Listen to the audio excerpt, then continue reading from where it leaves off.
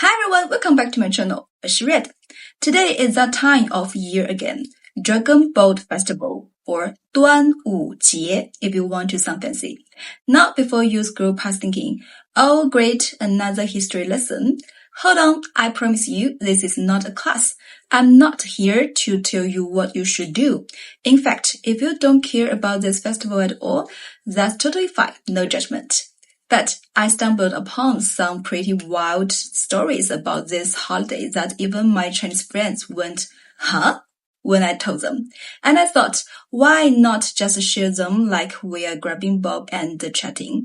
So grab your drink, get comfy, and let me tell you 5 wild, funny, and genuinely surprising things about Duānwǔ Jié that nobody really talks about. If you enjoy this kind of laid-back storytelling, you can support me over coffee. Link is in the description. No pressure at all. Okay, back to the stories.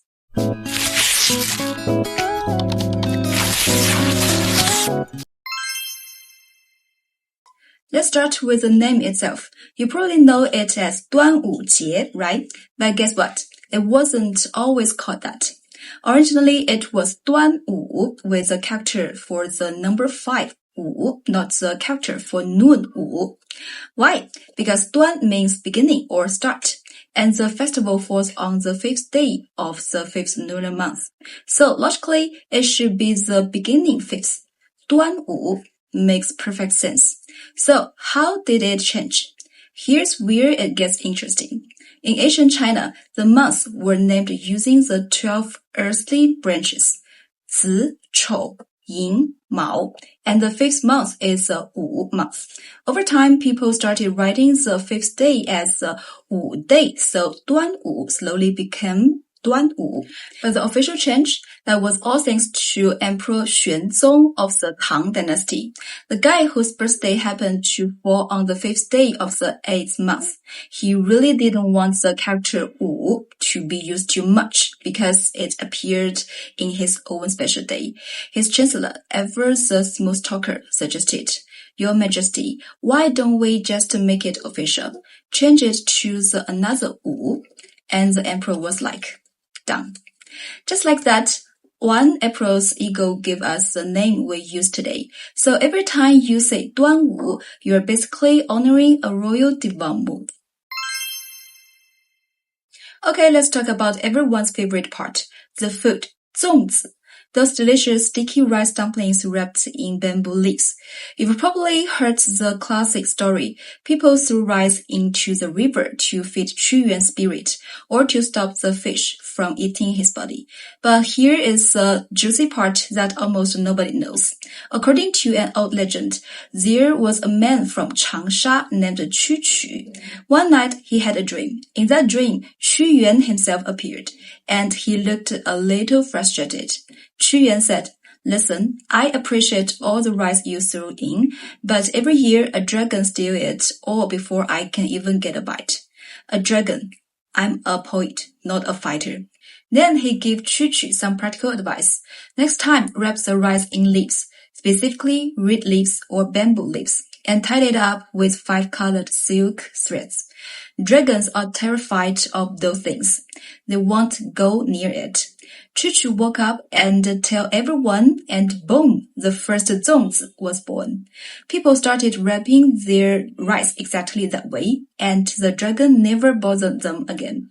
So Zòngzi wasn't just food for the fish. It was literally a 2,000-year-old anti-dragon security system. Honestly, genius. Now let's talk about the dragon boats. If you ask most people why we're racing dragon boats, they will say to remember Qu Yuan, people rowed out to save him. And yes, that's the most common version. But did you know there are at least 3 other major origin stories for dragon boat racing? Version 1, Qu Yuan, the most popular one. People raced out to rescue him after he drowned himself in the Miluo River. Version 2, Wuzi Xu, in the Jiangsu and Zhejiang region. People say dragon boat racing honors Wuzi Xu, a general from the state of Wu during the spring and autumn period. His story is basically a revenge thriller. His father and brother were killed. He escaped, came back for revenge, became a general, and eventually met a tragic end. And on the 5th day of the 5th month, his body was thrown into the river. So people raised boats to honor him. Version 3. Dragon Worship. Some scholars believe the festival originally had nothing to do with people at all. It was about honoring the dragon, the most powerful creature in Chinese mythology. The 5th day of the 5th month was believed to be the day when dragons ascended to the heavens, so people raised dragon-shaped boats to pay their respects. So which one is true? All of them and none of them. Different regions have different traditions, and over thousands of years, they all blended together. That's the beauty of it. It's like a folklore potluck. Here's something that might surprise you. Dragon Boat Festival wasn't originally about celebration. It was about survival. In ancient China, the 5th lunar month was called the Duānwǔ, the prisoner month, and the 5th day, Duzhi, the prisoner day.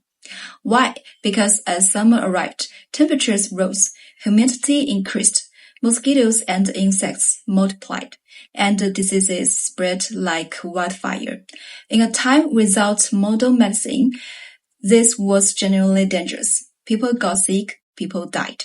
So the festival's original purpose wasn't to party, it was to ward off evil spirits, drive away insects, and protect the family from disease. That's why you see all these customs. Hanging 艾草 and 菖蒲 above doors, they were natural insect repellents. Wearing 五彩丝 on your wrists, believed to protect you from harm. Drinking 雄黄酒 to drive away venomous creatures. Carrying 香包, your ancient personal air purifier. And here's a cute one. Adults would dip their fingers in 雄黄酒 and write the character Wang, king, on children's foreheads. Why? Because they believed it would turn the child into a little tiger, and tigers scare away evil spirits.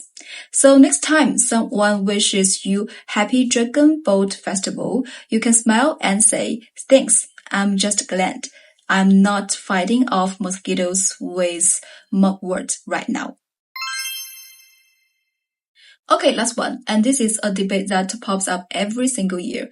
You might have heard people say you shouldn't say Happy Dragon Boat Festival. You should say 端午安康 instead. Why? The argument goes, this is a sad day. Qu Yuan and Wu Zixu all drowned on this day. It's not a happy occasion. You should wish people safety and health, not happiness. But here's the truth. The rule is actually pretty recent. This idea only started circulating online about 10 years ago. Before that, people said whatever they wanted. 端午快乐, totally fine. 端午安康, also fine. So here is my take. And I say this as someone who's grew up with this festival. Both are acceptable, but they carry different vibes. 端午快乐. Happy Dragon Boat Festival. This is casual, cheerful, and totally normal in everyday conversation. 端午安康. Wishing you safety and health. This is more formal, more respectful, and aligns with the festival's historical roots as a health protection day. So, which one should you use? If you're texting a friend, 端午快乐, keep it chill. If you are writing a formal message or talking to elders, 端午安康, show some respect. And if you want to be extra charming, say both. 祝你端午快乐, 身体健康. Wishing you a happy Dragon Boat Festival and good health. That way, you cover all bases and sound like a pro.